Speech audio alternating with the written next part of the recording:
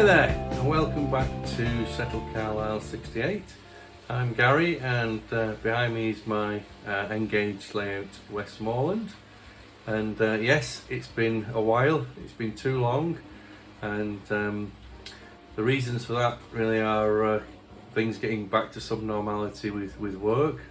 I'm working away most weeks now, so when weekends come around, I'm not really getting time on the layout. I'm spending time with the family, etc. And also I've had a few holidays in between as well. So those 3.5-4 months have soon passed since the last layout update. As you've possibly seen, I did publish another video which was to do with Wigan Model Railway Exhibition. That was the first one I'd actually been to, and it was really good. Lots of traders there, and lots of really nice layouts to get inspiration from. And if you go back into my videos, you'll see it there. You'll be able to check that one out. My top 10 layouts from the Wigan show. So, what's happened since the last layout update? Well, it's been fantastic in the respect that I've now gone over 1,000 subscribers. I think we're actually up to 1,039, which is brilliant. And thanks to everyone who subscribed in the past, it's almost 2 years now, more than I ever imagined for a small engaged layout in my garage. So yeah, thanks again. Thanks for those who's been with me from the start, and those who have just joined. Hopefully you'll enjoy the channel. And at the end of the video, I'll update you with what I plan to do as a 1,000 subscriber special. So please stay with it, or if you don't, fast forward to the end, and yeah, you'll find out what we're planning to do. Hopefully it'll be of some interest. So I'll stop waffling. I've got a few trains running at the moment, but let's go and have a look what I've done at the layout. Hopefully you won't be too disappointed with my lack of progress. But okay, so let's have a look at the progress on the layout. So moving over to this corner, this is all new track that's been laid, including the 2 sidings with new points fitted. So in this siding closest to us is a Jubilee Bahamas with a goods train, mixed goods, and then in the other siding we've got one of my new purchases at the head of the minerals train, and that's my new Dapol 9F.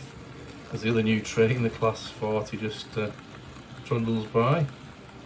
And yeah, there's the Aysgill signal box and the associated other small buildings. So we swing down over the bridge. A new vehicle that I've got, which is a horse box or cattle wagon, whichever you may think it may be.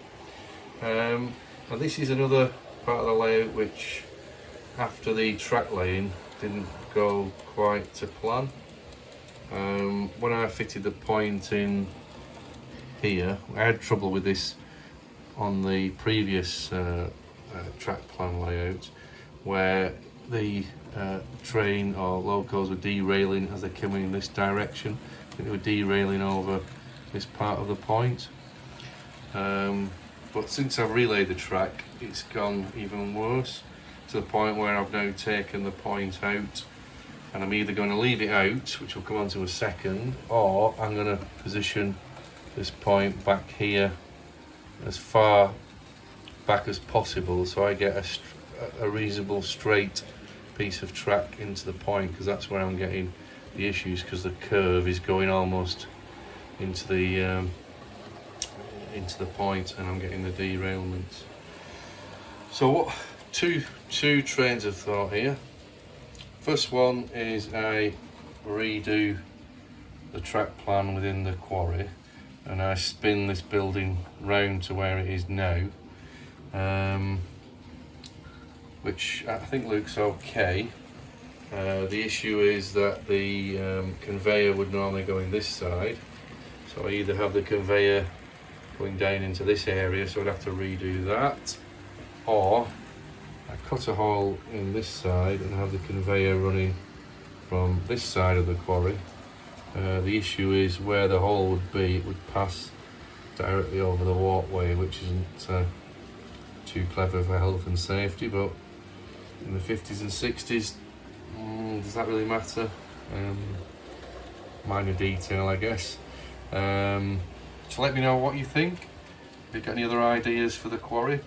I even toyed with the idea of just not putting this point back in at all, and making the quarry derelict. So I take some of the track up, maybe take this point away and just have these two lines remaining, having some rusty wagons in a rusty building, and having overgrown vegetation throughout the quarry. But seems a bit of a waste when I can actually use this as a sort of industry and be able to shunt some wagons in here. So I'd really appreciate your feedback on that. Any ideas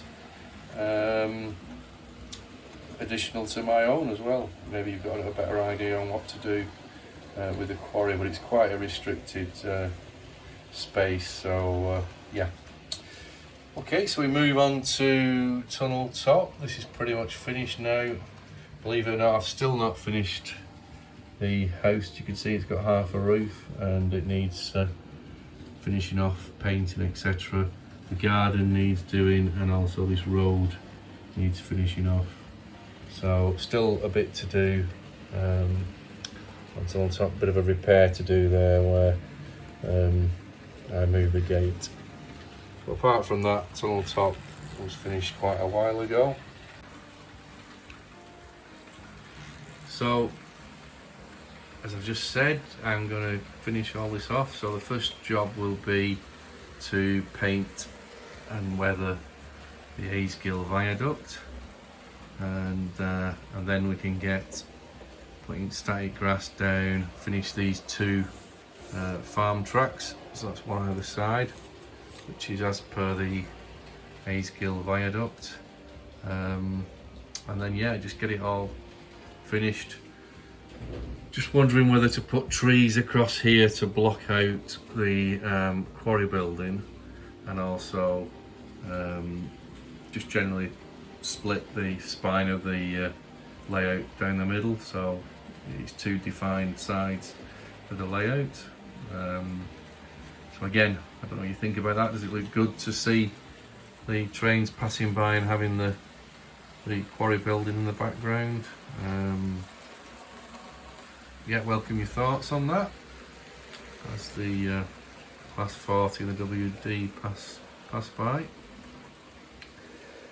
So again, moving along. So this is the area that I'd finished off in the last video in September. So this is all completed. However, there has been some changes in this area. So previously I had this was a siding which ran all the way down here, all the way to the end here. So this is now gone, obviously, and the reason for that was I think it looked too close to the side, even though I put this filler piece in. But I think it just looked a bit track heavy. I think this would be better, as I'm going to do, is put scenery here to break it up. I also found when I had locos and trains stored in this siding, when I went to lean over the layout, I was knocking these off, whatever was here. So I think that's another reason for taking that away. So moving along, I've managed to fit the first part of the island platform. So this is 9mm ply. So I'm just going to fit the two sort of additional parts of the platform here. I don't think you can just make it out. This is where the cutout will be for the bay platform that was there and now has been taken up, as I mentioned in the last video. So that's the south side. I think you can just about see the north side as well. So this will be cut out from the platform, and then we'll have bushes and undergrowth growing in this area. I've also changed this area now. So this is now a siding that comes down and then into this area here, which was previously the goods yard. And as you can probably guess, it's no longer going to be a goods yard, it's going to be a express dairy creamery, or dairy, whichever you want to call it. I think the one that I'm basing it upon is or was at Appleby. Actually, these were actually right next to the main line, as you'll see in the photograph now. Not many pictures I could find of the dairy, but there are some buildings still in existence at Appleby, and you can actually see them on Google Earth or Google Maps. So this quite a large area will become the creamery dairy, and then this other line will be the line that I will store the sort of empty or full tankers in. I'm thinking of having a loading bay here as well to offload sort of supplies for the dairy as well. So there'll be probably a small loading platform and a crane. So that's still in its infancy as to what I'm going to actually do there. But again, welcome any ideas. So what else have we done? This was previously just a termination siding here. What I have done is extended this round, and I was going to finish it here just before this bridge, but I thought, well, I've got a 3-arch sort of Midland Bridge, which has been added since the last update. So this is just obviously a mock-up of a scratch build bridge I'm going to build. I thought, why not go through one of the arches and run it through to the tunnel. I have actually seen examples where they've done this, and it does give me more storage capacity, which on this small layout without a proper fiddle yard I'm sort of in need of. So what do you think of that? I quite like the idea of it going under the arch. I think it looks quite a nice feature, and I really like the idea of having the arch because it does, or arches, because it does mean you can actually see through to the tunnel on some of the views when the trains are going through. So I think it looks quite a good, or will be quite a good addition than just using a standard off-the-shelf bridge, and quite typical of the Midland lines. So just as the express dairy train comes through, right on cue. And yeah, so that bridge will come across. I'm going to, obviously there'll be scenery here, scenery this side. The hill will come down here. I was going to put a road down, but I just don't think there's enough room, but that's for another day. And then we're going to have the cottages up here. Just put a few cars on to get an idea of the space that's available, and then the pub that I'm planning will be on the tunnel top. So yeah, again, that's quite some way off getting all that scenery done. So the big change or big addition since you last visited on the September layout is all this track in the TMD area and the turntable, etc. So when you last visited, all of these points were sort of the termination. So starting with the first one, this will be the incline that runs up to the coaling stage. So that will be a scratch built wooden building. This will be the line where the coal drops down into the tender. This is new to what I planned last time, and this will be where the ash pit goes. So I've still got to cut that out yet, and then this line, as you can make out, will be going to the turntable. So the hole for the turntable has been cut. I used I think it was 165 or 155 millimeter hole saw, because I didn't have the room round here to get in with a jigsaw, so I bit the bullet and purchased quite a substantial hole saw, and it's given a really neat finish to fit the turntable. So again, I've got to put all the turntable together, so that will be a task for another day. We've got then the 4 lines that lead into the 4-lane engine shed. So I'm not using this, as some people thought, as my base for the engine shed. It's just purely there to act as a representation of the size, to get used to how it would look on the layout, which is quite a big building. But I think once it's scratch built, I think it'll look really good.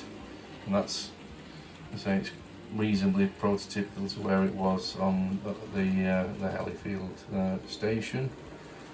And then finally, we've got this additional siding here, where again there was wagons stored, and in this instance we've got the 3 branch line coaches. And then again back to the station itself, we've got the goods passing loop, which, as it happens at the moment, has actually got a passenger train in there with the Royal Scot. So really pleased with how the TMD has turned out. I don't think it looks too track heavy. And bear in mind, obviously it's all grey at the moment. Once I get let loose on the Scenics, a lot of this will be green and hopefully look a lot better than it does now. So lots of work still to do.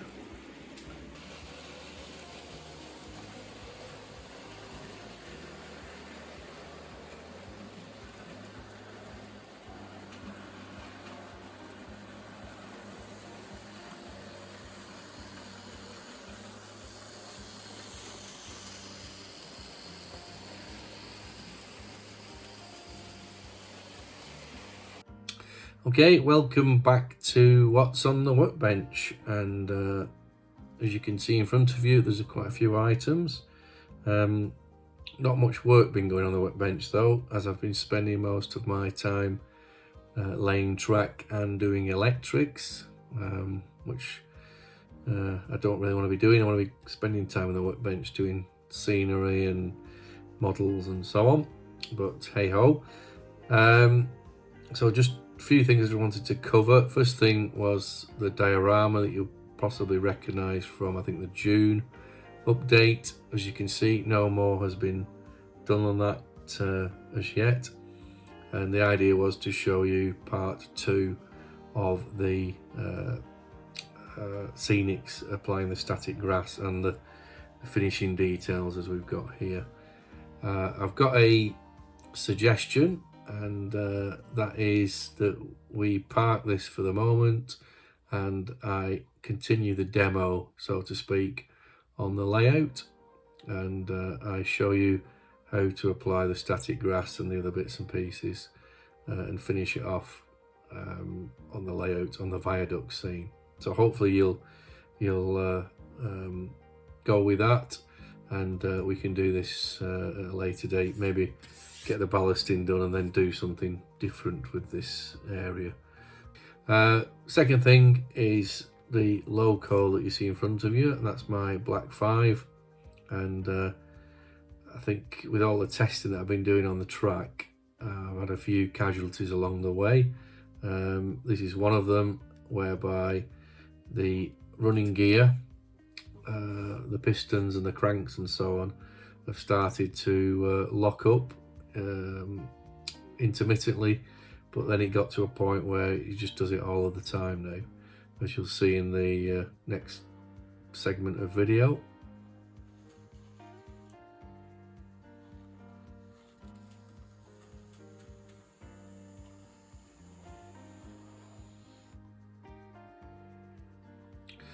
So any suggestions what you think it might be, why it should suddenly start doing it? Is it just worn and the connections have got loose? Do you think it's worth sending off to Bachmann, Graham Farish to assess and get repaired, or will I be wasting time and money? Is it a scrapper? What do you think? Have you guys had anything similar in the past? If you'd let me know, I'd really appreciate that. Next thing, moving on, is the vehicles that you see here, and these are by my ever-present supplier of vehicles, Nigel at Replatex. And I think you'll possibly remember from the previous video, I had this milk wagon done by Nigel. So this was a collaboration where he designed it, printed off the prototype, and then I've painted it with a view to buying quite a few of these in the future. So I've just used the 3 paints that you see in front of you. So that's the gunmetal, the red and the black, and hopefully you agree it's come out quite good. Just needs a coat of varnish and then that'll be finished, and I'll possibly doing something very similar with this buzz, doing it red, black with maybe some white trim, but we'll see how that turns out. And then another couple of items that I got from Nigel are one of the horse boxes, which is from a range of, I think, 3 or 4 different colours, and you can get them in 2-tone or solid.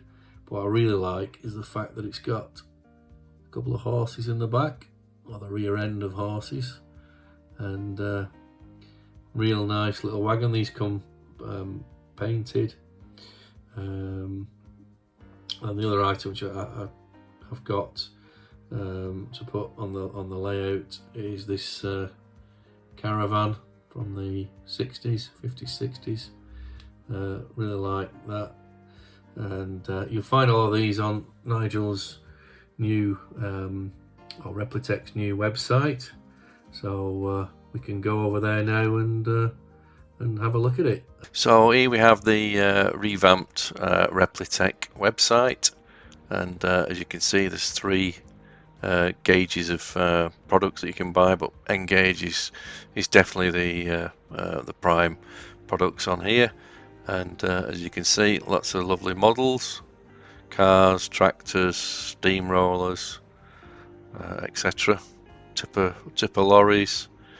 So a really nice selection of unusual vehicles, as well as the more standard stuff like minis and so on. So 75 products listed on the N-gauge.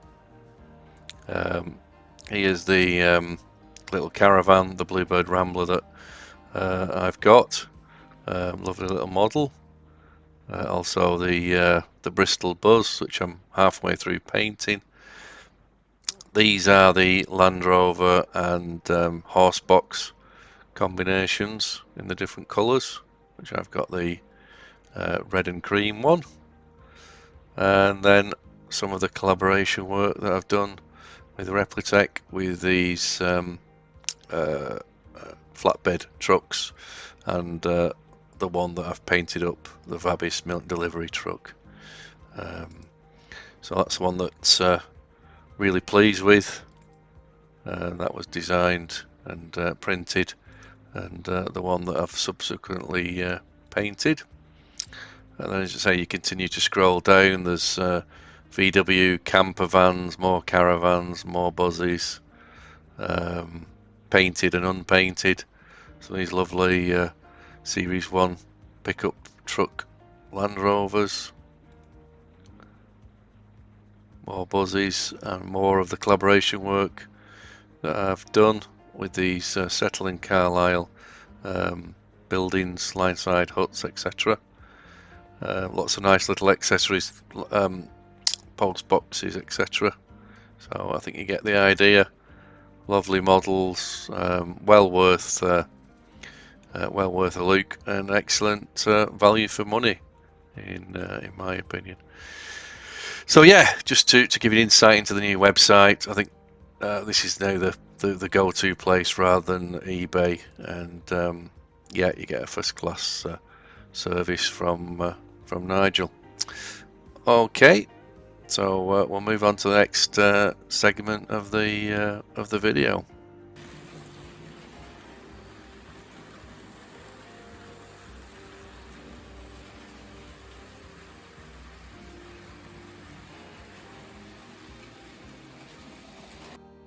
Okay, so just thought I'd introduce you to my 2 new locos since the last update.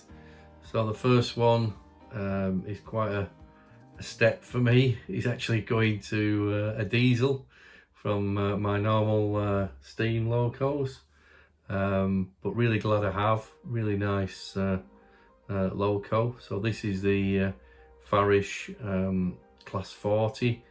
So these were quite a frequent visitor to the Settle in Carlisle line.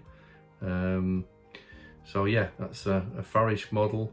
Really pleased with it. Nice smooth runner. Doesn't have any issues with the set track points, which some of the other larger locos do sometimes trip up now and again. So yeah, that's the first loco. So we'll move on to my other new purchase as well.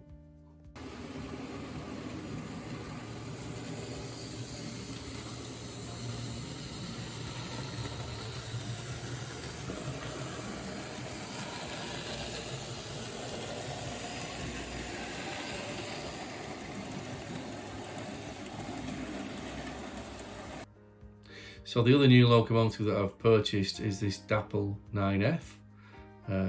Really like the 9F as a locomotive. They did appear on the Settle in Carlisle line, predominantly pulling mineral wagons. So yeah, it was a must-have really. So it's the first Dapple locomotive that I've actually purchased. I held back on this locomotive for a while. For a couple of reasons really. The first one was I didn't particularly like the tender drive, which is this drive shaft here that you can just see, which connects the locomotive to the tender. Always sort of put me off because it didn't look quite right, but what I'm planning to do, I don't know if it's a good idea or not, is eventually put some crew this side and the other side of the drive shaft, and hope that will help hide it. But when it's running, to be fair, you don't really notice it too much. The other reason was the fact that it's advertised as only being able to run on second radius track, which isn't a problem for my track as such, because all the curves on the track are second radius and above, but it doesn't like the set track points at all. It's just keeps derailing on the tender. The tender is really light. Doesn't seem to have the weight in it like the Farish ones, which I believe they are predominantly have the motor in the tender. So I think that's a weakness of the Dapple, is the fact that there's no weight at all in the tender. Okay, so the video's drawing to an end. Hopefully you enjoyed the update and the other bits and pieces. What I promised was an update on what I was going to do in the next video, which is the 1000 subscriber special, and hopefully you'll enjoy what I'm going to do, and it should come out between Christmas and New Year.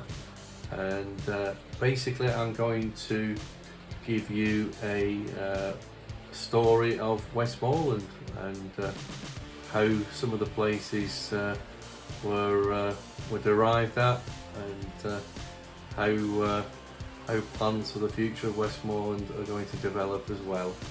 So hopefully you'll enjoy that. I'm also going to run a competition to thank all of the subscribers that have come on board over the last couple of years. Certainly one of the prizes is going to be this paint station. Now I've got the bigger paint station and storage centre. I'm going to offer this as a prize. So this was done by Scenic. So yeah, a nice piece of kit for storing your paintbrushes and other bits and pieces. So there'll be that and some other prizes that I'm going to pull together as well. So please look out for the next video if you're interested in it. And just remains for me to wish you all a very Merry Christmas and a Happy New Year, and cheers from Westmorland and Settle Carlisle 68. Enjoy your modelling over Christmas, I know I will, and we'll catch you soon. Cheers!